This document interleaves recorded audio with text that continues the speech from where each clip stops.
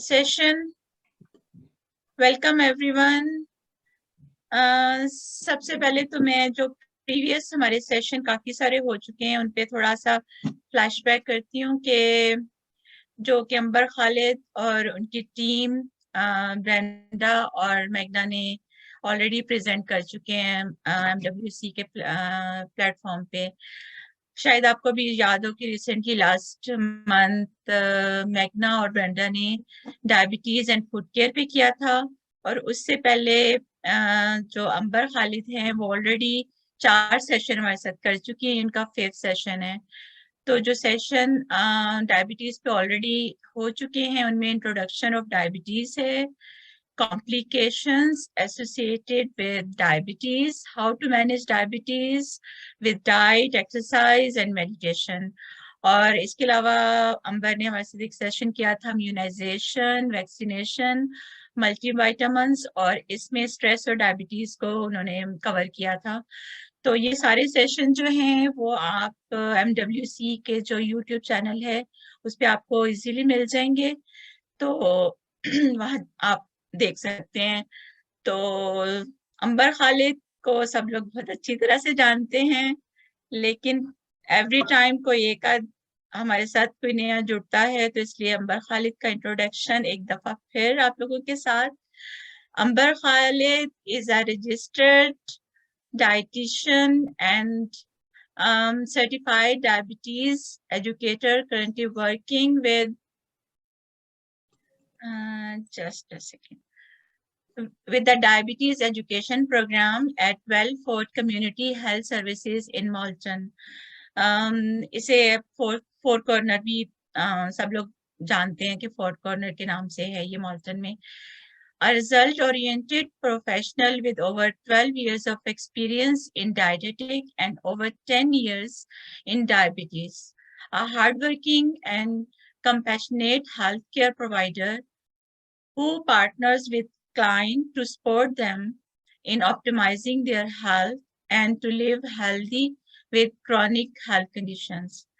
As part of diabetes education program, Amber uses her knowledge and expertise to educate clients in making unique and positive lifestyle change to manage diabetes and prevent delay complications associated with diabetes. Amber provides patient focused care through one-on-one counseling associated with diabetes. Amber one-to-one counseling session to those living with diabetes, pre-diabetes, and those at risk of diabetes. So welcome Amber Khalid. Now mic is yours. आप अपनी presentation start करें. So much Gulnaz. तो आज हमारी presentation है, वैसे तो हम लोग इसको ब्रीफली टच अपॉन कर चुके हैं हेल्दी ईटिंग पर, लेकिन आज जो है वो हमने इसका टॉपिक ही सिर्फ हेल्दी ईटिंग रखा हुआ है। और ऐसे जैसे गुलनाज ने समरी बहुत अच्छी दी, और एक्चुअली मैं भी आज यही सोच कर आई थी कि थोड़ी सी आउटलाइन देके समरी देके हम हेल्दी ईटिंग में जंप इन करेंगे। तो जो मेरी प्रेजेंटेशन है आज की, उसमें आपको लगेगा कि शुरू में कुछ चीजें ऐसी हैं कि जो हम ऑलरेडी डिस्कस कर चुके हैं, तो उनको ऑब्वियसली मैं थोड़ा स्पीड अप करूंगी, और जो चीजें हमको आज फोकस करनी है उन पर हम we spend time as much as we want. तो बेसिकली मैं I don't know why it's on the 19th slide, but anyways okay. So आज का टॉपिक है diabetes and healthy eating. And जो अभी तक हमने जैसे मुख्तलिफ टॉपिक्स आज तक किए हैं, उसमें हमारा आगे पीछे फोकस डायबिटीज ही रहता है, क्योंकि ये डायबिटीज एजुकेशन प्रोग्राम का मैं पार्ट हूँ। तो जरूरी नहीं है कि अगर आपको ऐसा लगे कि अब मुझे तो डायबिटीज नहीं है तो मेरे लिए हेल्पफुल नहीं होगा। इवन अगर मैं हेल्दी ईटिंग की भी बात करूंगी ना, तो हेल्दी ईटिंग सिर्फ हेल्दी ईटिंग होती है, वो ऐसा नहीं है कि वो डायबिटिक डाइट होगी। तो हम कोशिश करेंगे कि हम एक जनरल हेल्दी ईटिंग पे बात करेंगे, लेकिन मैं साथ साथ थोड़ा थोड़ा रिलेशनशिप लाऊंगी कि अगर डायबिटीज है तो क्या चेंजेस कर सकते हैं, कोलेस्ट्रॉल है तो क्या चेंजेस कर सकते हैं, ब्लड प्रेशर है तो क्या चेंजेस कर सकते हैं, क्योंकि these are the 3 main chronic conditions जो हम में से किसी ना किसी को होती है। एक और इम्पॉर्टेंट बात यह है कि जब किसी को कोई और क्रॉनिक हेल्थ कंडीशन होती है तो वो एक रिस्क फैक्टर में चेंज हो जाती है, जो आप यहाँ देख रहे हैं, risk factors that you can change. यानी कि अगर मुझे ब्लड प्रेशर है और मुझे कोलेस्ट्रॉल है तो मेरा रिस्क बढ़ जाता है डायबिटीज होने का। ये वो रिस्क फैक्टर्स हैं जो बदले जा सकते हैं, तो मैं उन्हें अगर कंट्रोल में रखूंगी तो मुझे डायबिटीज नहीं होगी। तो आज हम जो भी हेल्दी ईटिंग का डिस्कस करेंगे टुडे, वो बेसिकली क्या होगा कि वो हमें एक हेल्दियर गाइडलाइंस प्रोवाइड करेगा, जिसमें हम कोशिश करेंगे कि इन क्रॉनिक रिस्क फैक्टर्स को रोक सकें, धक्का देके दूर कर सकें, ताकि डायबिटीज ना हो। तो इन शॉर्ट अगर मैं बोलूं कि ये प्रेजेंटेशन हेल्दी ईटिंग पर है, for those who are living with diabetes, for those who are at risk of getting diabetes, or maybe for those who have pre-diabetes or borderline diabetes. So I'll try to make it good for most of us, क्योंकि कोई ना कोई risk factors हमें है या फिर हमें diabetes ही है। तो जो पहला पेज था बेसिकली वो यही था कि रिस्क फैक्टर्स को रिवाइज करना था, कि कुछ रिस्क फैक्टर्स होते हैं डायबिटीज के, वो चेंज नहीं हो सकते, वो बहुत दफा हमने डिस्कस किया है, तो इन पे टाइम स्पेंड करने में कोई वो बात नहीं है। लेकिन हाँ, हम सबको पता होना चाहिए कि we are not getting any younger, जैसे एज बढ़ती है चांस बढ़ता जाता है। फैमिली हिस्ट्री कोई चेंज नहीं कर सकता अपनी फैमिली हिस्ट्री। अगर मेरे पेरेंट्स को डायबिटीज है तो वो मेरी एज के साथ या वक्त के साथ नहीं बदलेगा। I would live with that risk factor and I can not change it. Ethnicity, तो जैसे अब मेरी एथनिसिटी, मैं साउथ एशियन हूँ, फिर कुछ जैसे लोग एबोरिजिनल होते हैं, ब्लैक एंड कैरेबियन बैकग्राउंड के लोग होते हैं, एशियंस होते हैं, और स्पेनिश। हम जो 5 एथनिसिटीज हैं, South Asian, Asian, black, Spanish and Aboriginal, हम 5 ethnicities are at very high risk of diabetes. क्यों नहीं पता, कैसे बच सकते हैं, not possible. Again we are born like that, right, इसको चेंज नहीं कर सकते। जिन वुमेन को ड्यूरिंग प्रेगनेंसी डायबिटीज हुई थी, जिसको हम कहते हैं gestational diabetes, and other risk factors, उनका कसूर नहीं था, उनके कंट्रोल में नहीं था। And given birth to a large baby more than 9 pounds also put you at the risk of diabetes. ये तो हो गई सारी वो चीजें जो हम नहीं कर सकते। Positive side of the picture, things that we can change. वजन कम कर सकते हैं, मोटापे अगर है तो उसको कम करेंगे, तो एक रिस्क फैक्टर बदल दिया। फिजिकल इनएक्टिविटी यानी कि काम ना करना, सेडेंटरी लाइफ स्टाइल, हर वक्त बैठे रहना, ये रिस्क फैक्टर है। आप चलना फिरना शुरू करें, 20 मिनट रोज वॉक कर लें, ये वाला रिस्क फैक्टर भी खत्म हो गया। High blood pressure, high blood pressure definitely chronic condition है, तो इसके लिए दवाइयां हैं, डाइटरी चेंजेस हैं, वो सब करिए, इसको कंट्रोल में रखिए, ये रिस्क फैक्टर भी हट गया। High cholesterol, again dietary changes, lifestyle changes, दवाइयां खाइए, मेक श्योर कीजिए कि वो कंट्रोल में है, वो भी हट गया। इम्पेयर्ड ग्लूकोज टॉलरेंस, ये होता है फास्टिंग की ब्लड शुगर अगर ज्यादा आ रही हो, ये उन लोगों में ज्यादा होता है जो बैठे रहते हैं या जिनकी एब्डोमिनल ओबेसिटी ज्यादा होती है। तो अगर मैं एक्टिव हूँ, मैं हेल्दी खाती हूँ, मैं वॉक करती हूँ, तो मोस्ट लाइकली मेरा पेट नहीं निकला हुआ होगा। अगर निकला हुआ है तो मुझे कोशिश करनी होगी कि मैं अपनी एक्सरसाइज से उसको ठीक रखूं, ताकि ये रिस्क फैक्टर भी मेरा मूव हो जाए। जिन लोगों को डायबिटीज होती है मोस्टली, उनको ये वाले सिम्टम्स हमें दिखने में आते हैं। प्यास बहुत लगती है, यूरिनेशन ज्यादा होती है, नहीं पेशाब बहुत आता है। जाहिर सी बात है, जब प्यास लग रही है, यूरिनेशन ज्यादा हो रही है, तो मुंह ड्राई रहता है उनका। एक और चीज वो बहुत ज्यादा फील करते हैं, एक्सट्रीम फटीग, हर वक्त थके थके रहते हैं। कुछ लोगों में ऐसा भी होता है कि उनका जो है वो weight loss for unknown reason बहुत ज्यादा हो रहा होता है, कपकपी होती है, फोकस नहीं कर पाते। और एक और चीज जो यहाँ लास्ट में थी, numbness and tingling in hands and feet. ये सारे सिम्टम्स हैं, जरूरी नहीं है सबको सारे हो जाएं, कोई एक किसी को होता है, लेकिन अगेन किसी एक के होने से हम ये नहीं कहेंगे कि उसे डायबिटीज हो गई है। हम रूल आउट करेंगे, हम डॉक्टर के पास जाके चेक कराएंगे। ये लिस्ट जस्ट गोज ऑन। ये जो फ्रूटी ब्रेथ है, ये बहुत हाई ब्लड शुगर वालों को होती है, उनकी जो सांस होती है ना, उसमें एक अलग सी महक आ जाती है। चोटें जो लगती हैं क्रॉनिक इन्फेक्शन में बदल जाती है, यानी कि वो ठीक नहीं हो रहा होता, हीलिंग स्लो हो जाती है, स्किन काफी उनकी ड्राई होती है। और एक और चीज जो जो यहाँ पे थी, वो है स्लो में लीड टू कोमा, यानी कि उनकी तबीयत इतनी ज्यादा अगर डाउन हो जाती है तो sometimes high uncontrolled diabetes may lead to coma. Again, it may not happen because we will catch it earlier in time. अब आ जाते हैं मैनेजमेंट ऑफ डायबिटीज पे। और आज का जो हमारा फोकस है इस ट्रायंगल में, जो आपको मैं कई दफा पहले दिखा चुकी हूँ, डाइटरी मॉडिफिकेशन, कि किस तरह से डाइट में चेंजेस करके हम डायबिटीज को अच्छे से मैनेज करके we feel good and live healthy, right. तो ये हमारा मेन आज का टॉपिक है। एक्सरसाइज पे बात नेक्स्ट टाइम करेंगे, I think in the coming session there is only medication, वो भी है। तो ये सब चीजें इंडिविजुअली अब हम ले लेके आएंगे, लेकिन आज का पूरा फोकस जो है ना वो सिर्फ हेल्दी ईटिंग पर है। इसीलिए अभी के जो शुरू के 5-7 मिनट से मैंने काफी तेजी से फास्ट फॉरवर्ड किए हैं, लेकिन अब हम रुक रुक के जाएंगे। Feel free to ask question, आप लोग प्लीज जरूर मुझसे सवाल पूछिएगा ताकि कन्वर्सेशन हमारी अच्छी सी एक्सपेंडेड हो सके। It is very important to have a balance diet. So balance का मतलब होता है तराजू। तो उसने क्या करा कि बैलेंस के ऊपर खाना रखा हुआ, एक तरफ केक्स पेस्ट्रीज और दूसरी तरफ chicken and I don't no potatoes और पता नहीं क्या क्या उसने बर्गर्स रखे हुए हैं। तो उसने बैलेंस कर ली अपनी डाइट पर। Again it's a joke, that shouldn't be a balanced diet like that। हम इस बैलेंस डाइट की बात नहीं करते। हम जिस बैलेंस डाइट की बात करते हैं वो अभी मैं थोड़ी देर में आप लोगों को दिखाने वाली हूँ। तो ये है हमारे बैलेंस मील्स, राइट। इसमें मैंने जो सबसे पहले चीज फोकस करी है वो है healthy plate model. This healthy plate model is actually the latest version from Health Canada। और यही मजे की बात यह है कि अगर हम सिर्फ एक हेल्दी प्लेट को फॉलो करें, that is also healthy eating with diabetes। It's very interesting। लोगों को लगता है कि डायबिटीज की कोई सेपरेट डाइट होगी, बिल्कुल भी नहीं। हर बंदे को हेल्दी ही खाना चाहिए।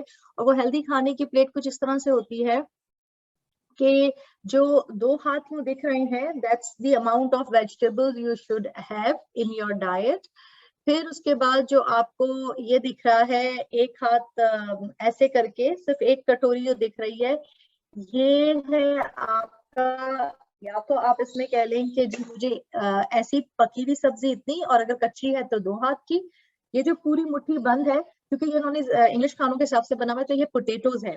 लेकिन अगर आपको रोटी भी बनानी है तो मैं नहीं बोलूंगी कि इतने बड़े बॉल की रोटी बनाएंगे, आप आटे की पेड़ा लेंगे, मगर हम फिर वो कहेंगे 6 इंचेस की रोटी जो है वैसी आप 2 खा सकते हैं। पर हम में से किसी के घर में 6 इंचेस की रोटी नहीं बनती है, तो फिर आप ये कर सकते हैं कि अगर एक रोटी इतनी बड़ी बनती है तो जस्ट 1 रोटी। This is the size of meat. Again it refers to steak और चिकन ब्रेस्ट, लेकिन ऑब्वियसली अगर हम दाल खा रहे हैं तो आई विल टेल यू 1 कटोरी ऑफ दाल, चिकपीस, चना, जो भी आप प्रोटीन्स लेते हैं। ये तो हैंड मेथड्स हैं इजीली समझने के लिए। आसान लफ्जों में मैं आपको बिल्कुल इसमें बताऊंगी कि बहुत सारी सब्जी, थोड़ी रोटी और थोड़ा प्रोटीन, और ये मिला के पूरी एक प्लेट बन जाती है। अगर आप यही चीज प्लेट पे देखेंगे तो आधी प्लेट में सब्जी है। आलू सब्जी नहीं होता, आलू को हमने स्टार्च के कॉलम में डाला हुआ है, कॉर्न भी स्टार्च के कॉलम में आता है, पास्ता भी कॉलम में आता है, राइस भी, चाहे brown rice, wild rice, parboiled rice, कितना भी हेल्दी राइस है, सब स्टार्च के पोर्शन में है।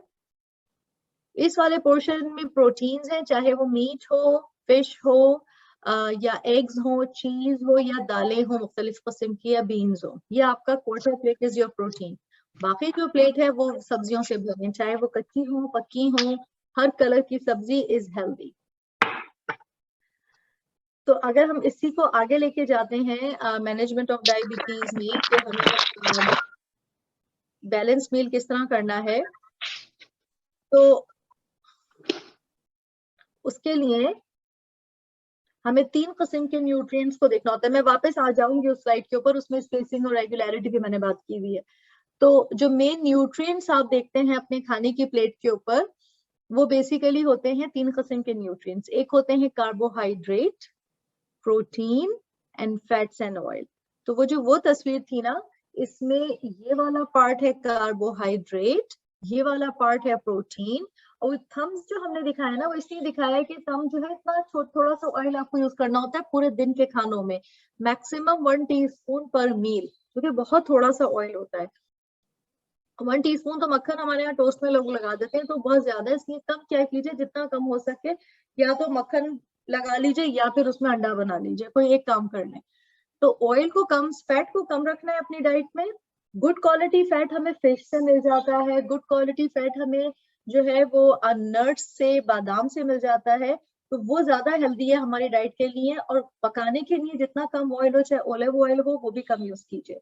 तो बेसिकली 3 मेन न्यूट्रिएंट्स है हमारी डाइट में, carbohydrate, protein and fats and oil. Carbohydrate का प्रॉब्लम है डायबिटीज के साथ। कार्बोहाइड्रेट टूट जाते हैं ग्लूकोज में, उससे हमारा ब्लड शुगर बढ़ता है। तो कार्बोहाइड्रेट को कंट्रोल करना होता है। इससे ही आपने नोटिस किया कि कार्बोहाइड्रेट को हमने प्लेट के अंदर सिर्फ एक कॉर्नर की जगह दी। जैसे इस प्लेट में ये जो चावल है ये कार्बोहाइड्रेट है, फिर ये प्रोटीन है, और ये बहुत सारी सब्जियां पड़ी हुई हैं। प्रोटीन हमेशा गोश्त या दाल की चीज होती है, और इसमें अगर दाल चावल में भी आप देखें ना, तो I think it's lentil rice, इसमें दाल पड़ी हुई है इसके अंदर। तो कम से कम ड्रेसिंग डालिए, वो फैट्स एंड ऑयल हो गए। खाना पकाने में तेल का इस्तेमाल कम कीजिए, वो भी फैट्स एंड ऑयल। तो इसको कम रखना है, इसको भी मॉडरेशन में रखना है, इसको ज्यादा रखना है। वेजिटेबल्स ना कार्बोहाइड्रेट है ना प्रोटीन है, वेरी इंटरेस्टिंग, मगर हमारे लिए बहुत जरूरी है, क्योंकि वेजिटेबल्स में होते हैं फाइबर, वाइटामिन, बी वाइटामिन होते हैं, इनके अंदर सी होता है वाइटामिन, तो कैरेट्स में होता है विटामिन ए, आप लोगों को पता है। तो ये सारी सब्जियां खाएं, कलरफुल सब्जियां खाएं, उनमें आपको बहुत सारा फाइबर मिलेगा, कैलोरीज बहुत कम होती हैं। किसी को वजन कम करना है तो सब्जियां ज्यादा खाएं।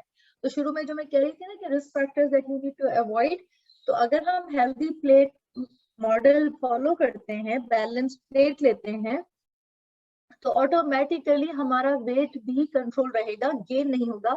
और अगर लूज करना चाहते हैं तो we just need to do a little extra, ठीक है ना, वो तो एक्स्ट्रा चीज है, उसके लिए हम फिर बाद में देखेंगे। ये वाली स्लाइड मैं बाद में बात करना चाह रही थी, लेकिन इधर पहले ऐड हो गई थी। तो जब हेल्दी ईटिंग विद डायबिटीज की बात करते हैं, तो जहाँ बैलेंस मील की बात करते हैं, वहाँ 2 और चीजों की मैं बहुत ही स्पेशल बात करती हूँ। और उनमें से एक चीज है मील रेगुलरिटी, और दूसरी चीज है मील स्पेसिंग। जब मील रेगुलरिटी की बात करते हैं, तो हम ये कहते हैं कि आपको दिन में कम से कम 3 मील्स लेने चाहिए, और उनको स्पेस करना चाहिए 4 से 6 घंटे पे। अगर 6 घंटे तक जा रहा है तो you can always add a snack in between. अच्छा, अब ये होता है सवाल कि भाई इसको हम कैसे ऑर्गेनाइज करेंगे, हमें कैसे पता कि मेरा पहला खाना तो सुबह 8 बजे होता है, पर मेरी फ्रेंड तो सोकर ही 11 बजे उठती है। तो aim to eat your breakfast or first meal of the day within 30 to 45 minutes of waking up time.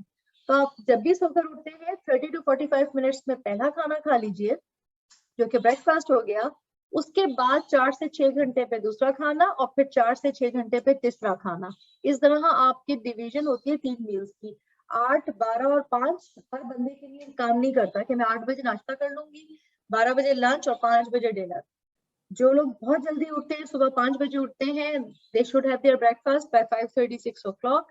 उनका लंच जो है वो 11-12 बजे होना चाहिए, और उनका dinner again from there lunch 4 से 6 घंटे पर होना चाहिए। हम ये क्यों वक्फा देते हैं 4 से 6 घंटे का? क्योंकि जब हम एक टाइम का खाना खाते हैं ना, तो उस खाने को यूटिलाइज होने के लिए, डाइजेस्ट होने के लिए, न्यूट्रिएंट्स को रिलीज होने के लिए बॉडी में कम से कम 4 घंटे का वक्त चाहिए होता है। अगर मैं 4 घंटे से पहले खाना खा लूंगी तो ओवरलैपिंग हो जाएगी। अभी एक खाना हजम हुआ नहीं था और हमने उसके ऊपर दूसरा खाना ऐड कर दिया, फिर हमने और बिल्डिंग हो गई। तो इस तरह से कैलोरिक लोडिंग तो होगी ही होगी। जिनको डायबिटीज है उनकी ब्लड शुगर्स हाई होती चली जाए। तो बेस्ट है कि बॉडी को टाइम दीजिए। अगर आपने लंच 2 बजे किया है तो कोशिश करें कि डिनर जो है वो 7 बजे करें। कम से कम 4 से 5 घंटे का टाइम दें अपने लंच और डिनर के दरमियान। स्नैकिंग लोगों को लगता है कि बहुत जरूरी है, इट इज नॉट। लोगों को लगता है कि हमें, एक पुरानी होती थी डायबिटीज के मैनेजमेंट में कि स्मॉल फ्रीक्वेंट मील्स, हर 3 घंटे के बाद कुछ खाओ अगर तुम्हें शुगर हो गई है। अब ये फिलॉसफी चेंज हो गई है। We always encourage people for regular meals, 3 of them 4 to 6 hours apart। हम हमेशा हर एक को ये बताते हैं स्नैकिंग सिर्फ उन लोगों के लिए जरूरी है कि जिनको लो ब्लड शुगर होने का रिस्क होता है। वो कुछ ऐसी दवाइयों पे होते हैं, वो इंसुलिन पर होते हैं, या वो बहुत एग्रेसिव कामकाज कर रहे होते हैं। मिसाल के तौर पर एक बंदा है जो ऐसी दवाइयां ले रहा है जिनसे शुगर लो होने के चांसेस है, फिर उसने खाना थोड़ा खाया, दवाई खा ली, और फिर वो अपने जॉब पर मुस्तकिल एक्टिव हैं, चल रहे हैं, फिर रहे हैं, उनकी फिजिकल एक्टिविटी थोड़ी ज्यादा है। तो ऐसे लोग are at risk of low blood sugar, तो उनके लिए हम कहते हैं कि आप 2 घंटे के बाद एक स्नैक खा लें। कुछ लोग एक्सटेंसिव वर्कआउट करते हैं जिसमें वो मतलब 30 मिनट उस पे बाइकिंग कर रहे हैं या 20 मिनट स्विमिंग कर रहे हैं, ऐसे में ज्यादा चांसेस हैं कि उनकी ब्लड शुगर एकदम ड्रॉप हो जाएगी, तो उन लोगों को भी स्नैक लेना is advisable, not a problem. मगर मोस्ट ऑफ द पीपल, अगर हमारा नॉर्मल सिडेंट्री लाइफ स्टाइल है, आप लोग आराम से अपना ऑफिस जॉब है या आप घर में नॉर्मल काम करती हैं, आप बहुत ज्यादा एक्स्ट्रा नहीं कर रही हैं। एक्स्ट्रा मेरा मतलब ये है कि हम लोग यहाँ कपड़े हम हाथ से नहीं धोते, मशीन में धुल रहे होते हैं, झाड़ू वैक्यूम होता है, तो हमारे यहाँ फिजिकल एक्टिविटी एक्सटेंसिव नहीं होती है।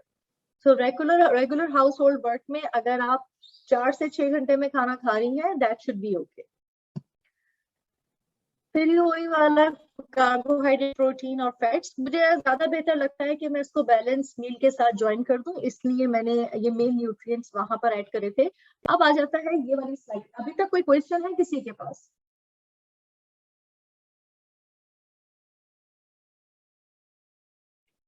ओके, तो अब आ जाते हैं इस स्लाइड पर।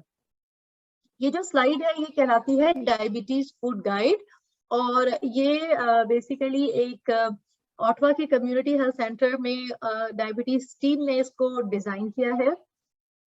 और इसकी जो सबसे बेस्ट बात है, जो मुझे बहुत अच्छी लगती है इस हैंडआउट की, वो ये है कि ये बहुत सिंपल पिक्टोरियल हैंडआउट है। इसमें पिक्चर ज्यादा बनी हुई है, इसके अंदर वर्ड्स कम है, क्योंकि हम में से बहुत सारे लोग हैं जो पसंद नहीं करते बहुत ज्यादा रीडिंग करना। हमें पिक्चर्स अच्छी लगती हैं, हमें समझ आता है उससे। दूसरी चीज जो इसमें बहुत अच्छी है वो कलर कोऑर्डिनेटेड है। ये इन्होंने क्या करा कि हर फूड ग्रुप का अलग अलग कलर बना दिया, मुख्तलिफ खानों का। सब्जियों का अलग है, ग्रेन्स एंड स्टार्चेस यानी रोटी चावल पास्ता का अलग है, फलों का अलग है, दूध दही का अलग है, और प्रोटीन का या मीट एंड ऑल्टरनेटिव का अलग है। तीसरी जो बहुत अच्छी चीज है हैंडआउट में वो ये है कि इन्होंने क्या करा कि कार्बोहाइड्रेट फूड्स की कैटेगरी को अलग कर दिया। इससे क्या हुआ कि हमें पता चल रहा है एक ही ग्लैंस में कि कौन से खाने जो हैं वो हमारी शुगर को बढ़ाते हैं और कौन से खाने हमारी शुगर को नहीं बढ़ाते। तो अब ये थोड़ा सा डायबिटीज फोकस्ड है, एंड ऑब्वियसली ये है डायबिटीज फूड गाइड। मैंने आपको अभी जनरल हेल्दी ईटिंग पे बात करी, मील स्पेसिंग, मील रेगुलरिटी और बैलेंस मील। अभी मैं बैलेंस मील पे और भी बात करूंगी, लेकिन मुझे थोड़ा सा डायबिटीज का टच ऐड करना था यहाँ पे। तो आपने देखा कि ये जो सब्जियां हैं सारी, गोभी, टर्निप, ब्रोकली, बॉक छोए, पीज, टमाटर, गाजर, इवन जमीन के अंदर उगे या जमीन के बाहर उगे, टर्निप, जुकीनी, बैंगन, ये सारी सब्जियां जो हैं आपकी डायबिटीज पर वेरी लिटिल इम्पैक्ट, इनको हम कार्बोहाइड्रेट फूड नहीं कहते। दो सब्जियां हैं जो हमारे साउथ एशियन कल्चर में बहुत कॉमनली यूज की जाती हैं, और हमें ऐसा लगता है कि वो सब्जियां हैं, वो है सब्जियां, लेकिन उनके अंदर स्टार्च ज्यादा होने की वजह से हमने उनको कार्बोहाइड्रेट की कैटेगरी में डाल दिया।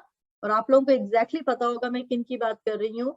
मैं बात कर रही हूँ आलू और कॉर्न की। तो कॉर्न लोग समझते हैं वेजिटेबल है, corn is a starch, very good quality starch, उसमें फाइबर होता है, लेकिन स्टिल इसमें कार्बोहाइड्रेट ज्यादा होता है। और आलू, चाहे वो यैम हो, पोटैटो, स्वीट पोटैटो, और किस्म के आलू जो हैं वो जो है हमारे स्टार्च में आते हैं। इसके अलावा जो आप चीजें और खाते हैं, brown rice, white rice, pasta, serial, चाहे वो हॉट सीरियल हो, कोल्ड सीरियल हो, ओटमील, क्रीम ऑफ व्हीट, या फिर हमारी सिंपल रोटी और ब्रेड। दूसरी कैटेगरी जो कार्बोहाइड्रेट फूड में आती है, और तीसरी कैटेगरी जो इस हैंडआउट में है, वो फ्रूट्स हैं। तो सारे फ्रूट्स में शुगर होती है, सारे फ्रूट्स में कार्बोहाइड्रेट होगा, जाहिर सी बात है, शुगर कार्बोहाइड्रेट ही की फैमिली के मेंबर है। दूध और मिल्क एंड इट्स ऑल्टरनेटिव्स यानी कि दूध और दही, इनमें भी कार्बोहाइड्रेट होता है। इसका मतलब ये बिल्कुल भी नहीं है कि हम ये तीनों फूड्स खाना छोड़ दें क्योंकि हमें डायबिटीज या शुगर है, इसलिए क्योंकि अंबर ने कहा कि वो सारे कार्बोहाइड्रेट फूड है। So please please please don't take the wrong message home. ये जो खाने हैं जिनमें कार्बोहाइड्रेट होता है, ये हमारी न्यूट्रिशन के लिए बहुत इंपॉर्टेंट है। हमारी बॉडी को कैल्शियम कहीं से नहीं मिल सकता सिवाय दूध दही के, राइट? तो मैं दूध पीना नहीं छोड़ सकती। फिर फ्रूट्स के अंदर बहुत सारे विटामिन एंड मिनरल्स होते हैं जो मोस्ट लाइकली हमें और कहीं से नहीं मिलेंगे, वो हमें सिर्फ फ्रूट से मिलेंगे। सिमिलरली जो हमारे ग्रेन्स एंड स्टार्चेस हैं ये बिल्कुल भी हमारे एनिमी नहीं है। लोगों को कीटो डाइट का इतना फैशन चल गया है कि लोगों को लगता है कि carbohydrates are bad for us, we should not be eating carbohydrates. तो carbohydrates are not bad, carbohydrates are just if we make the wrong choice then they will impact on our blood sugar। तो carbohydrate को बहुत wisely select करना होता है, यानी कि fruit खाइए, जूस नहीं पीजिए। जो जूस है ना वो नुकसानदेह, क्योंकि वो सिंपल शुगर है, वो आप पियेंगे ना, वो चबाना है ना निगलना है, वो नीचे जाना है, डाइजेस्ट भी नहीं होना, सीधा शुगर में चेंज होना है उसको। तो ये है डिसीजन, आपने फ्रूट खाना है दिन में, कार्बोहाइड्रेट के लिए कोई प्रॉब्लम नहीं है, लेकिन गुड क्वालिटी कार्बोहाइड्रेट खाना है। दूध और दही जो है वो आपने लो फैट में लेना है। Shaista, I know you have a question, just give me 1 minute, I will complete this and I will go back to your question, just 1 minute। और ग्रेन्स एंड स्टार्चेस सिमिलरली हमें फाइबर से विदरी से मिल सकता है, सब्जियों में भी फाइबर होता है, लेकिन अगर ग्रेन एंड स्टार्चेस तो मैं वाइजली सेलेक्ट करूंगी, हाई फाइबर रोटी इस्तेमाल करूंगी, high fibre bread, high fibre cereals, तो आई विल मेक श्योर कि मेरे खानों में फाइबर आ जाएगा। तो फाइबर ऐड हो रहा है ग्रेन्स एंड स्टार्चेस से। फ्रूट्स और विटामिन भी आते हैं, बाय द वे विटामिन आ रहे हैं, मिनरल्स आ रहे हैं फ्रूट से, मिनरल्स आ रहे हैं, विटामिन आ रहे हैं, प्रोटीन आ रहा है दूध दही से। तो कार्बोहाइड्रेट फूड को अवॉइड नहीं करना, बल्कि उनको वाइजली सेलेक्ट करना है। Yes Shaista, your question. Hi there, how are you? I am good, thank you. Actually, I'm diabetic, so I'm talking about the fruit. तो फ्रूट हमें कितना खाना चाहिए? मीन्स एक बनाना है, ऑरेंज है, एप्पल है, तो कितनी मिकदार में हमें खाना चाहिए? Sure. Thanks for this question, Shaista. I was about to answer to this question because I was about to talk about the portions per day on the next page. लेकिन just answer करने के लिए मैं आपको बता देती हूँ कि एक दिन में 2 choices ऑफ फ्रूट हम खा सकते हैं, और एक चॉइस जो है ना वो डिफरेंट फ्रूट्स की डिफरेंट होती है। मसलन कुछ फ्रूट्स हाई शुगर होते हैं तो हमें खूब कम खाना चाहिए, कुछ हाई लो इन शुगर होते हैं तो हम उनको ज्यादा खा सकते हैं। मिसाल के तौर पर bananas, mangoes, they are very high in sugar, तो we need to eat a small quantity. Half mango, half banana is one choice. You are allowed to eat 2 choices per day, but at separate times. So आधा mango सुबह खा लिया, आधा mango शाम खा लिया, no problem. Other fruits like apple, orange, pear, peach, the size of your closed fist, you can have one of them as your one choice of fruit. सुबह में एप्पल खा लिया, शाम में पीच खा लिया, पेयर खा लिया, ऑरेंज, जैसे आपको अच्छा लगे। The small fruits like kiwi, plums, clementines, तो छोटे छोटे होते हैं, 2 is one choice. So 2 खाएंगे तो 1 choice हो जाएगा। Cut fruits, watermelon, melon, cantaloupe, ये सारे fruits अगर आपको पसंद है खाना तो इनको आप कट करके एक नॉर्मल साइज के बोल में डालिए, the size of my hand here, 1 cup है इसकी एक्चुअली सर्विंग। और दूसरे वर्ड्स में आप ये कह सकते हैं, आप सब लोगों के घरों में कोरल होगा या नहीं होगा, उसका जो एक नॉर्मल साइज का प्याला होता है उसमें जितने फिट आए। Cut fruits 1 cup of those, watermelon, melon, cantaloupe। और अगर यहाँ की तस्वीरों में समझ आ रहा है तो अबाउट द सेम, जैसे एक कैंटलोप के 2 स्लाइसेस हो ना इतने मोटे वाले 1 इंच के, तो वो 2 स्लाइसेस आप ले सकते हैं।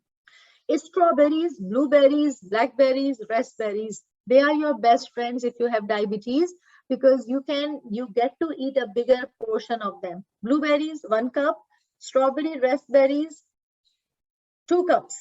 So you can have actually these berries a lot. No one can eat 2 cups of strawberries, it's a huge quantity, but again, just to answer your questions, berries you can eat easily, no measurements needed as such. But for mango, banana, you need to measure it, you cannot eat it just outright. And one more fruit that I wanted to discuss here, cherries and grapes. They are very high in sugar. Cherries abhi season mein hai, 8 से 10 is one choice. So अगर cherries आपको पसंद है तो 8 से 10 से ज्यादा मत खाइए, वो आपकी one choice है। And again, you can have 2 choices per day. Always remember, if you choose mango, banana, cherries or grapes, try not to do 2 choices from this category in one day. अगर सुबह में आधा mango खा लिया है तो शाम में एक एप्पल खा लीजिए, ठीक है, just because it has high sugar in it. So just to simplify the answer, yes, people with diabetes, they can eat fruits 2 choices per day as per the amounts I mentioned for 1 choice of carbohydrate. जिन लोगों को diabetes होती है वो fruit खा सकते हैं, एक दिन में 2 फ्रूट खाएंगे और कोशिश करेंगे कि वो जो पोर्शन मैंने अभी आपको बताया है वही खाएं और एक सुबह एक शाम इस तरह से डिवाइड कर सकते हैं. Alright, so these are the, yes Gulnaz. Ambar chat box में पूछा अनु जी ने, what about the potassium level related to fruits? Are there any that are lower in potassium? For sure, there are so many fruits that are high in potassium and low in potassium. There is a whole list.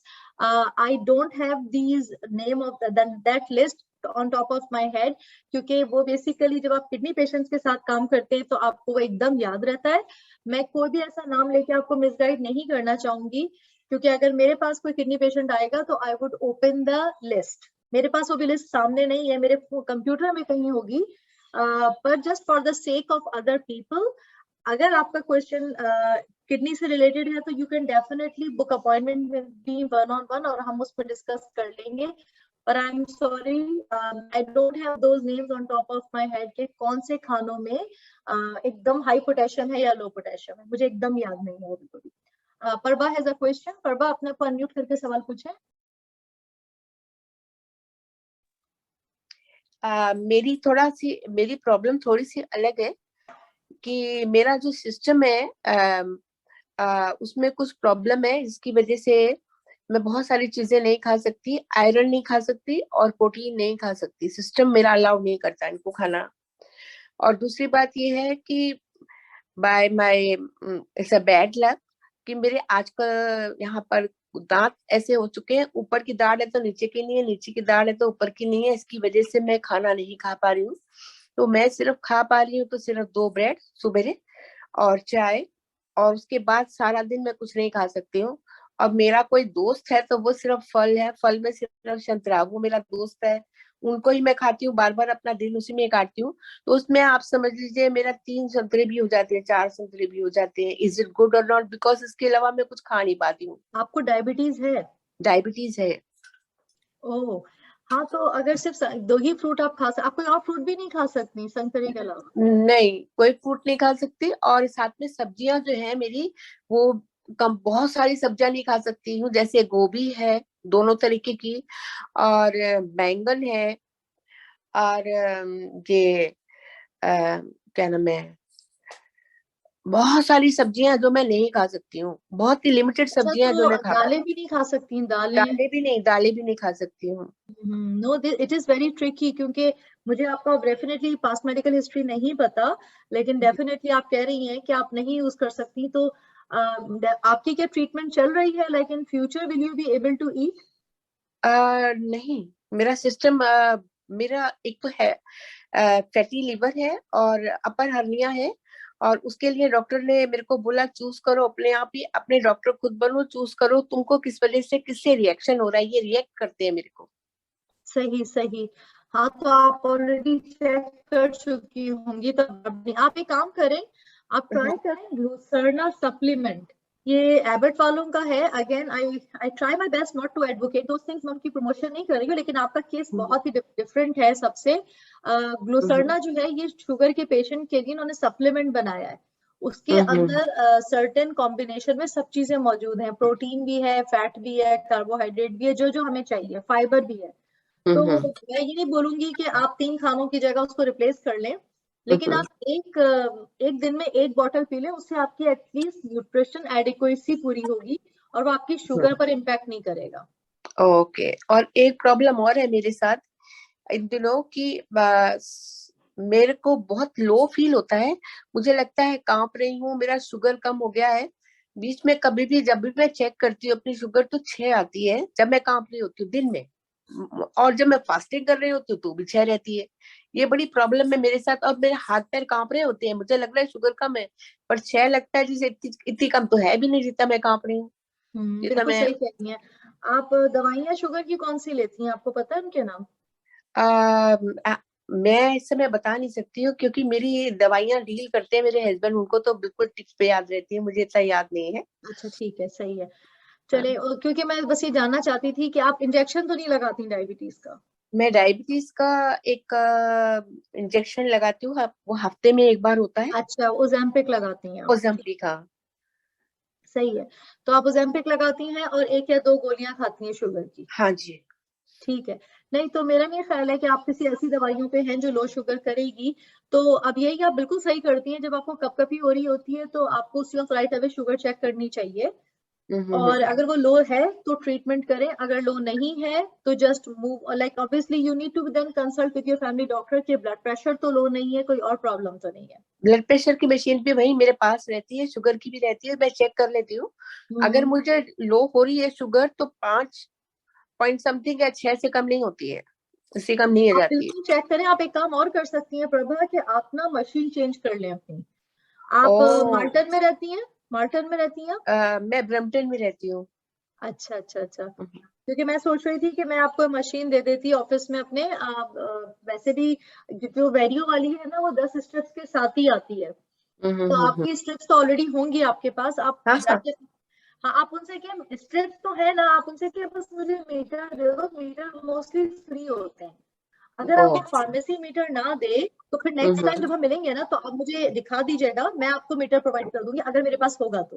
ठीक है? क्योंकि कभी कभी ऐसा होता है कि हमारा मीटर एक्यूरेट नहीं होता, तो इसमें भी एक वो होता है कि शायद इसकी वजह से हमारे जो है वो ब्लड शुगर जो है रॉन्ग आ रही है। तो मेरे हस्बैंड आगे अब आपको बता सकते हैं। एक तो मेटाफॉर्मिन है शायद मेरी दवाई। हाँ हाँ। और दूसरी कौन सी मेरी कौन सी है? नमस्कार जी। नमस्कार जी, मेटफॉर्मिन ले रही हैं, ये 500 की, 2 सुबह 2 शाम। ठीक है। और ग्लाइडाइज ले रही, ग्लाइडाइज 30 mg की ले रही है सुबह शाम। Sorry, once a day. Once a day. अच्छा, ये जो ग्लिक्लाजाइड है ना, इससे शुगर लो हो सकती है अगर आप खाना नहीं खाएंगी तो। तो आप प्लीज अपने डॉक्टर से मशवरा करें किस तरह आपको कपकपी हो रही है, क्योंकि खाना तो आपका कम है ही, खाना तो आपसे खाया ही नहीं जा रहा। आप तो 2 ब्रेड स्लाइस और 4 ऑरेंजेस खा रही हैं पूरे दिन में। हाँ जी। तो एक तो आप ग्लूसर्ना का पैक ले आइए 6 का, वॉलमार्ट वगैरह पे कभी सेल पर आते हैं तो अच्छी बात है, आप सेल से उठा लीजिएगा।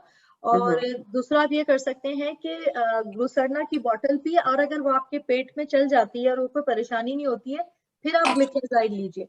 ग्लिक्लाजाइड बिना खाने के नहीं खानी है आपको।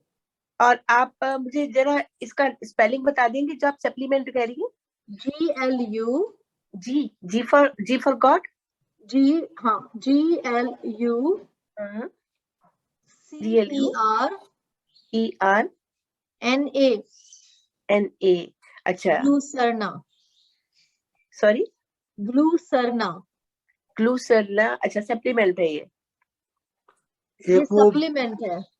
एक और आता है खाने का सप्लीमेंट, वो शायद $12 की आती हैं, वो 6 बोतलें। ये वही है। अच्छा अच्छा, वो तो ये ले लेती हैं कभी कभी रात को। हाँ, तो एक ग्लूसर्ना लीजिए, इंश्योर मत लीजिएगा। इंश्योर है उन लोगों के लिए जिनको शुगर नहीं होती है।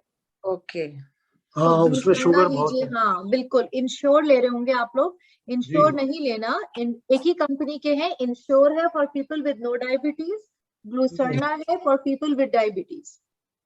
ये शुगर फ्री है? शुगर फ्री तो नहीं कह सकते। हाँ, इसके अंदर जो है वो कार्बोहाइड्रेट इस फॉर्म में है कि एकदम हमारी शुगर नहीं बढ़ाएगा, क्योंकि हमें शुगर नहीं बढ़ानी ना, तो उसको हम बोलते हैं लो ग्लाइसेमिक इंडेक्स कार्बोहाइड्रेट है, उसमें धीरे धीरे रिलीज होता है। थैंक यू खाना इनको पचता ही नहीं, कुछ भी खाएं बिल्कुल पचता नहीं है। कोई दाल नहीं पचती, कोई हरी सब्जी नहीं पचती, सिवाय ब्रेड जो है वो भी जो वैसी वाली आती है, क्या नाम, ब्राउन ब्रेड, क्या कोई और दूसरी है, वो खाती हैं, और उसके साथ में चाय, बस। वो भी डुबो के बुड्ढों की तरह वो भी गुड़ की चाय लेती हैं, शुगर में नहीं। गुड़ की चाय हो, एक ही बात है, इससे भी आपकी शुगर बढ़ेगी। स्प्लेंडर डाल लिया करें, गुड़ की चाय हो या चीनी हो या ब्राउन शुगर हो, सेम होता है सब कुछ। ओह, आई सी। ठीक है, तो चलिए will go back to this handout.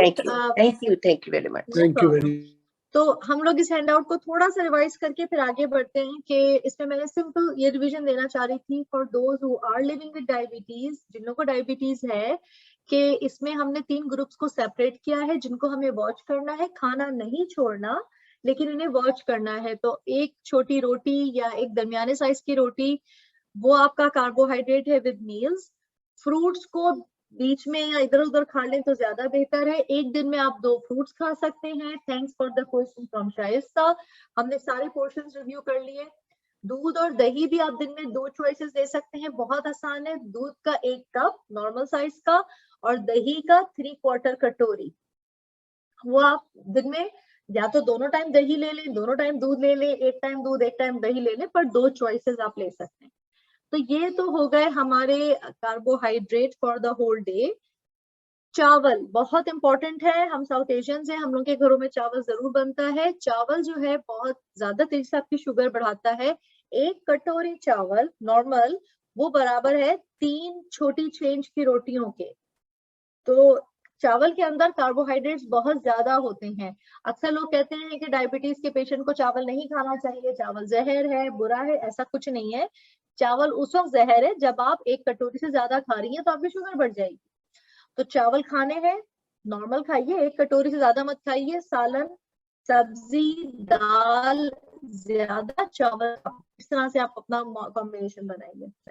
सब्जियां no carbohydrate, no impact on your blood sugar. जी भर के खाइए, प्लेट में सबसे ज्यादा डाल लीजिए। और डेफिनेटली जो लोग टॉलरेट कर सकते हैं, अब आप लोगों का एहसास हो रहा होगा जो टॉलरेट कर सकते हैं कि कुछ लोग चाह के भी नहीं खा सकते क्योंकि वो टॉलरेट नहीं कर पाते, उनसे चलता नहीं है। तो जो लोग खा सकते हैं, आपका एहसास है कि इट्स अ ब्लेसिंग। तो try lots of vegetables in your diet. और इसके अलावा प्रोटीन्स, यहाँ पे उसका एरो छोटा सा बना हुआ है लेकिन बहुत इंपॉर्टेंट पार्ट है हमारी डाइट का। प्रोटीन जो है वो बॉडी बिल्डिंग न्यूट्रिएंट है। बॉडी के अंदर जितनी भी बिल्डिंग हो रही है वो प्रोटीन करता है। तो कहाँ से आ रहा है प्रोटीन की मेन सोर्सेज आपको पिक्चर से ही पता चल रही होंगी। जो मीट होते हैं, चिकन हो गया, मटन हो गया, अलग दूसरे रेड मीट हो गए, फिश, ये भी हमारा प्रोटीन होता है। कोशिश करें इनका हम लो फैट ऑप्शंस लें, स्किन हटा के खाएं, ताकि वो जो फैट है ना वो अच्छा फैट नहीं है, सैचुरेटेड फैट है, हमारा कोलेस्ट्रॉल बढ़ाता है। दालें, बीन्स, चाहे वो राजमा हो गया, ब्लैक आई बीन्स हो गया, एडमामे बीन्स हो गए, चने हो गए, काले चने, सफेद चने, they are all good quality protein. Tofu या सोया से बनी हुई जो भी चीजें, they are protein. Cheese, cottage cheese is the best choice, इसलिए कि उसमें फैट परसेंटेज कम होती है। लेकिन अगर आप कोई और चीज पसंद करते हैं लाइक चेडर चीज, मोज़रेला चीज, तो कोशिश कीजिए उसके अंदर जो मिल्क फैट है वो ऊपर कोने में लिखा होता है MF परसेंटेज, वो लेस देन 20 हो। अंडे और नट्स ये भी प्रोटीन होते हैं। तो मैंने आपको इतनी सारी सोर्सेज बताई हैं प्रोटीन के, आपसे वेजिटेरियन हो, नॉन वेजिटेरियन हो, हमारे पास इनफ सोर्सेज हैं प्रोटीन की। और again you have to have protein with each meal, चाहे वो ब्रेकफास्ट हो, लंच हो या डिनर हो। तो यहाँ पे थोड़ा और क्रिएटिव होना चाहिए जिसमें, ताकि आप प्रोटीन्स को अपने डाइट में इंक्लूड कर सकें। यस गुरनाज। मैंने ये पूछना था कि ये एक मिथ है या कि अगर आप एग ले रहे हैं तो आप 4 एग खा लें लेकिन उनकी जर्दी निकाल दें तो इट्स गुड प्रोटीन, और यानी वो ज्यादा हेल्दी है इंस्टेड ऑफ के आप विद उसके यॉक के खाएं? मतलब अच्छा है बुरा तो नहीं कहते हम इसको, लेकिन होता क्या है कि जिन लोगों को कोलेस्ट्रॉल के इश्यूज होते हैं ना, जिनका LDL बढ़ा हुआ है या कोलेस्ट्रॉल हाई आ रहा है, उनको हम नॉर्मली रिकमेंड करते हैं 1 egg per day, 1 full egg per day योग के साथ। लेकिन फिर कुछ जगह पर ऐसी सिचुएशन आती है कि हमारे प्रोटीन इंटेक हमारी डाइट में कम होता है। एक्चुअली मोस्टली साउथ एशियंस की डाइट में प्रोटीन कम होता है, तो इसलिए ये कॉन्सेप्ट आया सामने कि भाई आप एग वाइट्स खा लीजिए, 2 की जगह 3 एग वाइट्स ले लीजिए और 1 पूरा अंडा लेके 4 अंडों का ऑमलेट बना ले, लेकिन जर्दी सिर्फ 1 हो। तो जर्दी 1 इसलिए अलाउड करी क्योंकि 1 अंडा खाना it's totally fine, it's normal, it's healthy. मगर हाँ, 4 अंडे एक साथ खाना, 4 जर्दियां, उनसे ये नहीं होगा कि कोलेस्ट्रॉल तो बढ़ेगा, वो इसलिए बढ़ेगा कि उसमें जो फैट है ना वो सैचुरेटेड फैट है। आप अंडे की जर्दी को थोड़ी देर खुला छोड़ दें, वो हार्ड होने लग जाती है क्योंकि उसके अंदर सैचुरेटेड फैट्स होते हैं, वो कुछ ड्राई आउट भी होती है, दोनों चीजें हो रही होती है, मॉइस्चर उसका खत्म हो रहा होता है। तो अंडे की जर्दी में फैट सॉल्युबल विटामिन्स भी होते हैं, फैट भी होते हैं। 1 is healthy, more than 2 becomes unhealthy. इसलिए एग वाइट्स खाएंगे तो प्रोटीन्स मिल जाएंगे। तो ये मिथ तो नहीं है, ऑलमोस्ट गलत तो नहीं है कहना, सही बात है। लेकिन जिस तरह से लोग हमें इंप्रेशन देते हैं, जिन्होंने आपको इंप्रेशन दिया कि भाई 4 अंडों की सफेदी खा लो बेस्ट हो जाएगा वो तुम्हारे लिए, मुझे पता है लोग इसी तरह बात करते हैं। इसका सिंपल कॉन्सेप्ट ये है कि 4 अंडों की सफेदी with 1 full egg, it's a good combination for a breakfast. जैसे आप अपने वीकेंड्स पे ऑमलेट बना रही हैं फैमिली के लिए, तो आप ये कर सकती हैं। अगर आपका दिल चाह रहा है आज जरा मैं बड़ा ऑमलेट बनाऊंगी अपने लिए, तो you increase the volume from the egg whites but have 1 egg yolk, 1 full egg, बाकी के एग वाइट्स लाना है। और तो जो ये लोग जो egg yolk is not considered as the a good cholesterol. Add in एक the हो good तो सही है, cholesterol. नहीं एक हो तो सही है, ज्यादा हो तो फिर बैड हो जाता है। Okay. More than 1 is bad, specially अगर मैं कोलेस्ट्रॉल की दवाइयां खा रही हूँ तो इसमें थोड़ा रिस्की हो जाता है, क्योंकि इसमें फैट तो होता है, ठीक है ना। 1 इज ओके। अभी बिल्कुल लेटेस्ट, ये अब तो लेटेस्ट भी नहीं रही, 4-5 साल हो गए इस गाइडलाइन को आए हुए कि 1 egg is okay for people taking cholesterol medication. पहले तो मना था कंप्लीटली। ये चैट बॉक्स में मदन अंकल ने पूछा what is the amount mentioned on the cheese pack? Milk fat percentage less than 20%। जो चीज के पैक पे लिखा हुआ होगा MF percentage, MF, M monkey, F फेरी, तो MF परसेंटेज की साइन होगी, वो 20 से कम होना चाहिए, तो वो हेल्दी चीज होगी, ठीक है ना, वो मतलब कम फैट की चीज कहलाएगी। तो अब आगे जाते हैं कि ये हैंडआउट पे अगर आपके कोई क्वेश्चंस होंगे we can always come back.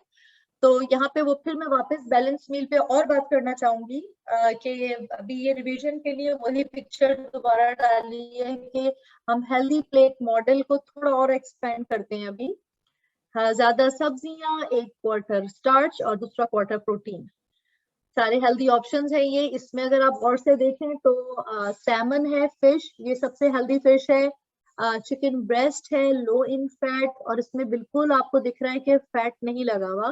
फिर एक तरफ बीफ है, या आई डोंट नो कौन सा मीट है रेड कलर का। फिर इस तरफ ये आई डोंट नो मटन है कि व्हील है, मगर they are all lean meat. Avocado is a good quality fat. फिर आपको यहाँ बीन्स दिख रहे हैं, if I am not wrong ये पीनट्स या हेजलनट्स हैं यहाँ पे रखे हुए, दालें हैं और सब्जियां हैं। So that's just an example of a healthy food choices जो मुझे अच्छी लगी थी, इसलिए मैंने सोचा कि इसमें डालूं आप लोगों के लिए। पर मीट होना या कोई भी प्रोटीन होना, हमेशा एंड पे मेरी वही बात आ जाती है, लीन कट्स लो फैट, ठीक है। अब आते हैं सॉरी मेन बात के ऊपर। तो vegetables, they are rich in vitamins, minerals and fiber and low in calories. आधी प्लेट कोशिश करिए कि आपकी वेजिटेबल्स हो, क्योंकि हमारे लिए ये हमारा पेट भरने में हेल्प होता है, क्योंकि इनमें फाइबर बहुत ज्यादा होता है, इनमें मिनरल्स होते हैं, विटामिन्स होते हैं, कैलोरीज कम होती हैं। होता क्या है, जब हम ऐसे खाने खाते हैं ना जिनके अंदर फाइबर ज्यादा होता है, कैलोरीज कम होती है, तो ये खाना जब बॉडी में जाता है फाइबर वाला, ये स्टमक में बैठ जाता है। अब वो स्टमक में जगह घेर लेता है पूरी हमारे मैदे के अंदर। और फिर हमने रोटी भी साथ में खाई थी, मैंने थोड़ी दाल भी खाई थी, और मैंने इतनी सारी सैलेड खाई थी। अब क्या होगा कि ये जो फाइबर है ना, और साथ साथ जो मेरी दाल का प्रोटीन था, ये दोनों डिले करेंगे डाइजेशन। फाइबर बेसिकली बैठ के फूलना शुरू हो जाता है, कुछ काम नहीं है लेकिन वज़ाया कर रहा है। और प्रोटीन को जो मेरे एंजाइम्स हैं वो थोड़ी देर लगती है उन्हें काम करने में। In short, digestion delays. When digestion delays, I feel full for a longer period of time. तो मेरा जो पेट है वो बहुत देर तक भरा रहता है। तो ये तो अच्छी बात है ना, क्योंकि आप नहीं चाहेंगे कि आप खाना खाने के 2 घंटे बाद आपको भूख लग जाए। लेकिन अगर आप वेजिटेबल्स और प्रोटीन रिच फूड खाना खाएंगे तो क्या होगा, पेट देर तक भरा रहेगा। फिर आपने 2 या 2.5 घंटे जो भूख 3 घंटे बाद लगनी थी, अब वो 5 घंटे बाद लगेगी, बिकॉज ऑफ द वेजिटेबल्स। और इससे फायदा क्या होता है कि मेरी पैंक्रियास को एक्स्ट्रा टाइम मिलता है, जो मैं आपको पिछले सेशन से बता चुकी हूँ, इंसुलिन लाने का। वो इंसुलिन भेज रही है कि जितनी भी ग्लूकोज आएगी हम उसको यूटिलाइज कर लेंगे। लेकिन अगर मैं जूस पी लूंगी तो वो तो ना डाइजेशन होना है ना कुछ होना है, वो तो फौरन अब्सॉर्ब हो जाएगी। और अब यहाँ पे एक क्वेश्चन है, सॉरी टू इंटरप्ट, यहाँ पे एक क्वेश्चन है मेरा। आप हेलो जी बोले। जी हाँ, कमलजीत जी। हाँ, मैं पूछ रही थी कि आपने सब्जी की बात कर रही थी, तो इसमें एक वर्जन है कि हम कच्ची सब्जी खा सकते हैं, एक कुक्ड है। व्हाट वी शुड प्रेफर कि ये कच्ची सब्जी खा लेनी चाहिए, वो तो हमें पता है कि कौन सी कच्ची खाई जा सकती है, कोई नहीं। और दूसरा क्वेश्चन ये है कि आप कह रहे थे कि जो शुगर का मरीज है उसको भी उसमें इंटरवल रखना चाहिए बिटवीन 1 मील एंड सेकंड मील, तो ये इंटरवल होना चाहिए कि नहीं? कई लोग कहते हैं कि ये 2 घंटे से ज्यादा खाली पेट नहीं रखना चाहिए, शुगर बढ़ जाती है। ये तो मेरे 2 क्वेश्चन थे, मैं काफी देर से पूछना चाहती थी। पहले सब्जी वाला। सब्जियां कच्ची पक्की फ्रोजन सब तरह से खाई जा सकती हैं, कोई प्रॉब्लम नहीं है, as long as you can eat it. ठीक है ना। कुछ लोग डेंचर प्रॉब्लम्स की वजह से गाजर भी कच्ची नहीं खा सकते, और कुछ लोग पसंद होने की वजह से ब्रोकली भी कच्ची खाना पसंद करते हैं, कुछ पकी भी। सब्जियां जो है वो इक्वली हेल्दी हैं, बस फर्क ये है कि अगर कच्ची होंगी तो 2 हाथ भरे, और पकी भी होगी तो 1 कटोरी आपने खानी है, तो पोर्शन कंट्रोल की वजह से, क्योंकि पानी होता है उसके अंदर। फ्रोजन सब्जियां भी इसी में आ जाती हैं। कुछ लोग समझते हैं फ्रोजन सब्जियां न्यूट्रिशियस नहीं है, फ्रोजन सब्जियां इक्वली न्यूट्रिशियस हैं, वो भी आप खा सकते हैं। उनका टेस्ट डिफरेंट होगा लेकिन न्यूट्रिशन सेम होगी। Organic vegetables are also equally healthy, और non organic vegetables are equally healthy. Organic vegetables का टेस्ट डिफरेंट होता है और एक्सपेंसिव होती हैं, तो अगर आपको पैसे भी खर्च करने हैं और ऑर्गेनिक खानी है, नो प्रॉब्लम, बिल्कुल लीजिए। स्पेसिंग ऑफ मील पे मैंने बात करी थी। यस, जिनको डायबिटीज है, इवन जिनको डायबिटीज नहीं भी है, 4 से 6 घंटे का वक्फा होना चाहिए 2 खानों में, वो बिल्कुल जरूरी है। ये बहुत पुरानी मिथ है कि हर 2 घंटे के बाद कुछ खाओ। ये वाला जो गाइडलाइंस थी, ये जो प्रिंसिपल था, ये बहुत पहले डिसमिस हो चुका है, 15-20 साल पहले। अब हम बात करते हैं कि 4 से 6 घंटे का वक्त दो, और जो मैं अभी बात कर ही रही थी कि जब खाना पेट में जाता है तो उसको 4 से 6 घंटे लगते हैं कंप्लीटली डाइजेस्ट और यूटिलाइज्ड होने में। अगर मैं 2 घंटे के बाद कुछ खा लूंगी तो अभी वहां डाइजेशन चल रही थी, मैंने फिर कुछ खा लिया, फिर वहां डाइजेशन शुरू हो जाएगी। तो हम लोग क्या साबित करना चाह रहे हैं? Will keep our stomach busy. हमें ये नहीं करना। हमें एक असाइनमेंट भेजना है, वो असाइनमेंट कंप्लीट होगा, फिर दूसरा असाइनमेंट आएगा, क्योंकि पेंक्रियाज स्ट्रगल कर रही हैं टू सेंड इंसुलिन। वो सोल्जर्स भेजती हैं ताकि वो शुगर को लेके उनके घर पे छोड़कर आए। मगर अगर मैं हर 2 घंटे बाद खाती रहूंगी तो मेरे पेंक्रियाज बेचारे कंफ्यूज हो जाते हैं, और ये पुरानी मिथ होगी कि इससे वो कीप देम वर्किंग, लेकिन अब ये काम नहीं कर रहा। अब हम रिकमेंड करते हैं 4 से 6 घंटे का वक्फा। ठीक है। तो vegetables half of your plate is highly recommended and they have so many nutritional benefits. Vitamin है, मिनरल है, फाइबर है, और बात करी कि फाइबर होने की वजह से डिले हो जाती है डाइजेशन, पेट भरा रहता है, और पेंक्रियास को एक्स्ट्रा टाइम मिलता है यूटिलाइज करने में। इसके अलावा फाइबर के बहुत सारे फायदे हैं। कॉन्स्टिपेशन नहीं होती है आपको, एक्चुअली डायरिया में भी फाइबर हेल्प करता है, कॉन्स्टिपेशन में भी फाइबर हेल्प करता है, तो इसका बहुत ही जबरदस्त डबल बेनिफिट है। इसके अलावा जो है वो हमारे वेट लॉस के लिए फाइबर की बहुत बेनिफिट्स हैं। कोलेस्ट्रॉल को लो करने के अंदर फाइबर के बहुत बेनिफिट्स हैं। Second part of my plate is grains and starches. मैंने वहां पर लिखा है कि 1 to 2 choices, तो it's basically a quarter of your plate. तो चावल खाएं या बर्गर खाएं या दलिया खाएं या रोटी खाएं, आपने कोशिश ये करनी है कि उसको जो है, अगर रोटी है तो इतनी बड़ी है तो 1 रोटी, छोटी छोटी है 6 इंचेस तो 2, चावल है तो 1 कटोरी पका हुआ, बर्गर किनुआ वो भी 1 कटोरी हमारा इनफ सर्विंग है। ओट मील 3/4 कप इज 1 चॉइस। फिर उसमें आप दूध डाल के उसे खा सकते हैं, यानी पानी में पका के 3/4 कप प्याली में डालें, और फिर ऊपर से पानी डाल के उसको दूध डाल के उसको पूरा 1 कप कर सकते हैं आप। Good source of vitamins and minerals, and in controlled portion quarter of your plate. ठीक है ना। तो ये हमारी क्वार्टर प्लेट में होना चाहिए, और हमें इसको मॉनिटर करना है। स्टार्चेस को छोड़ना नहीं है। अगेन पीपल थिंक कि कार्बोहाइड्रेट हमारी एनिमीज है, ऐसा नहीं।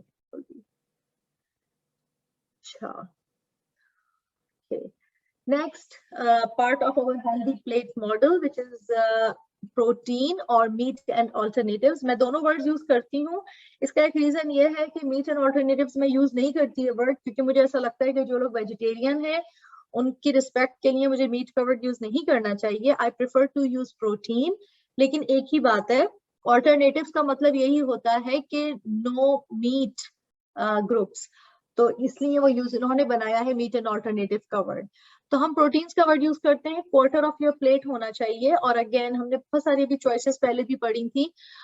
ये पिक्चर मैंने सिर्फ इसलिए लगाई है कि सोर्सेस के लिए है, लेकिन ये मुझे बिल्कुल पसंद नहीं आ रही थी क्योंकि इसमें चिकन पे भी स्किन है, तो स्किन नहीं होनी चाहिए, इसीलिए मैंने वो पिक्चर लगाई थी that has all lean cut off meets. लेकिन उसमें एवोकाडो था और उसमें स्पिनच थी, इसलिए वो मैं यहाँ नहीं लगा पाई। फिश भी जब खाएं तो कोशिश करें उसकी स्किन हटा दें। और ये जो स्टेक है इसमें बहुत फैट है, पर again it covers most of the choices of protein. इसमें ये बीन्स भी आ गई, नट्स भी आ गए, अंडे भी आ गए और 3 किस्म के मीट भी आ गए, fish, chicken and beef. Important point यहाँ पर क्या है कि आपकी प्रोटीन आपकी डाइट में होना चाहिए, हर प्लेट में होना चाहिए क्वार्टर, और इसके लिए लो फैट ऑप्शंस होने चाहिए जब भी आप प्रोटीन को या मीट एंड ऑल्टरनेटिव चूज करें अपनी डाइट में।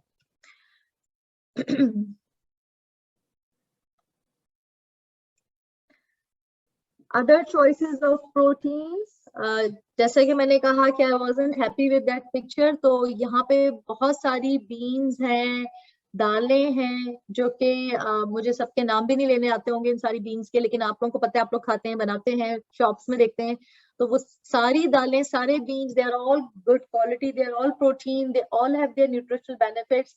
किसी में कम, किसी में ज्यादा होंगे। जैसे छिलके वाली दाल में फाइबर होगा, वो ज्यादा बेहतर है, मगर दालें सब हेल्दी हैं। और एक वक्त में आप 1 कटोरी पकी हुई दाल खा सकते हैं।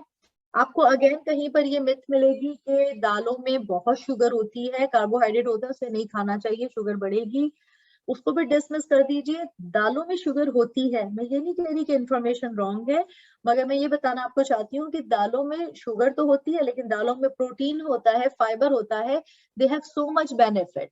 तो मैं क्या कहूंगी कि हम इसकी, अगर इसमें 10 ग्राम कार्बोहाइड्रेट आ रहा है तो वो मैं खा लूंगी, मैं अपना रोटी आधी कम खा लूंगी उस दिन, या मैं उस दिन चावल 2 टेबलस्पून कम खा लूंगी, क्योंकि एटलीस्ट मुझे गुड क्वालिटी प्रोटीन्स मिल रहे हैं with dal, with a good option of food.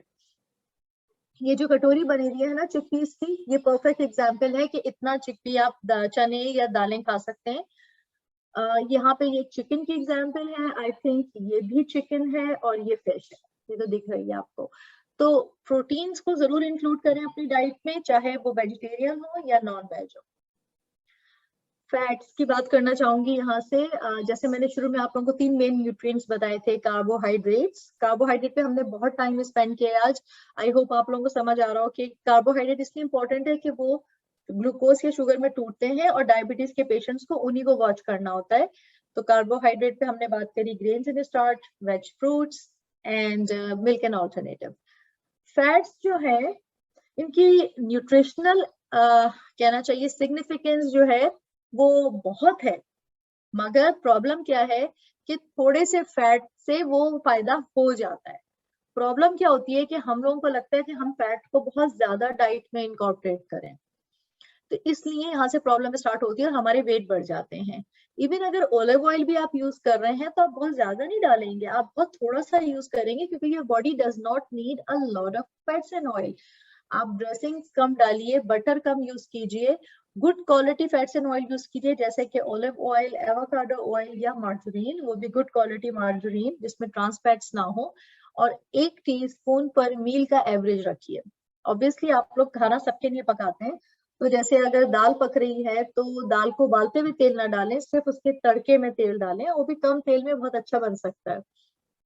सालन अगर आप लोगों के घरों में बनता है, चिकन बनती है, तो उसको भी आप कम तेल में बना सकते हैं। हाई फैट फूड्स को अवॉइड करें, फ्राइड फूड्स को कंप्लीटली अवॉइड करें for cholesterol, blood pressure, diabetes, सब चीजों के लिए अच्छा नहीं है, क्योंकि कोलेस्ट्रॉल एक दफा बढ़ जाता है, उसको डाइट से नीचे लाना बहुत मुश्किल है, फिर आपको दवाइयां खानी पड़ती हैं, ठीक है ना। जैसे डायबिटीज में मैं फिर थोड़ी एंथुजियास्टिक हो जाती हूँ कि हम डाइट और एक्सरसाइज से डायबिटीज को कंट्रोल कर सकते हैं। कोलेस्ट्रॉल में I can not help much as a dietitian, at the end of the day दवाइयां खानी पड़ती हैं। तो बेस्ट यही है कि फ्राइड फूड से बचें ताकि कोलेस्ट्रॉल हमारा कंट्रोल में रहे। हैंडी पोर्शन गाइड अगेन, इसमें हेडिंग्स है, इसमें मुझे ये अच्छा लग रहा था hand out. Vegetables as much as you can hold in both hands. Fruits, grain products and milk, इतना, यानी मैंने चाय दूध के कप की मिसाल दी थी तो इतना, दही की मिसाल दी थी तो इतना, फिर मैंने कहा ग्रेन्स यानी कि अगर आपका पोटैटो है तो इतना, अगर आप जो है वो चावल ले रहे हैं तो इतनी साइज की कटोरी में आ जाता है वो, तो ये हिंट है। रोटी के लिए ये बेस्ट नहीं है, पास्ता के लिए ये ओके है, चावल के लिए ओके, रोटी के लिए वही जो हमने बात करी थी। मीट एंड ऑल्टरनेटिव्स, तो इन्होंने ऑल्टरनेटिव्स की एग्जांपल अगेन इससे दी है, मगर वही आपको मैं अपनी एग्जांपल दूंगी, कटोरी ऑफ दाल, और अगर मीट है तो साइज ऑफ योर पाम, इतना गोश्त आप खा सकते हैं एक कप में। चीज जो है वो कहते हैं कि उन्होंने कहा कि इस तरह से आप उसे यूज कर सकते हैं, जैसे ब्रिक चीज होती है ना, तो आप उसके ऊपर इतना 1 इंच का आप उसे काट के खा सकते हैं, 1 स्टिक, वो आपकी 1 चॉइस हो जाती है। फैट को कम से कम रखें, इन्होंने ये वो सिर्फ हिंट दी है कि 1 टीस्पून पर मील, क्योंकि इतना सा 1 टीस्पून इतना ही छोटा होता है। And that is all. और अब ये एक इंटरेस्टिंग सा पिक्चर है कि इन साहब को लगता है कि प्लेट मेथड ही तो फॉलो करना है, तो इन्होंने जो है एक बड़ी प्लेट ली और उसमें सारा खाना भर लिया। अंबर ने कहा था आधी प्लेट वेजिटेबल्स, तो उन्होंने ऊपर तक वेजिटेबल्स डाल ली, फिर इन्होंने यहाँ पे स्टार्च डाल दिए, फिर इन्होंने प्रोटीन डाल दिए। तो मुझे पता है आप लोग इनसे ज्यादा समझदार होंगे, तो इन साहब को तो नहीं आया समझ में जो बात मैंने समझाई थी, लेकिन आई रियली होप कि आप लोगों को समझ आ गया। जी जनाब, तो अब हम स्टॉप शेयरिंग करते हैं और ताकि हम सब एक दूसरे को देख सकें, और अब आप लोगों के कोई क्वेश्चंस हो तो मुझे बताइए।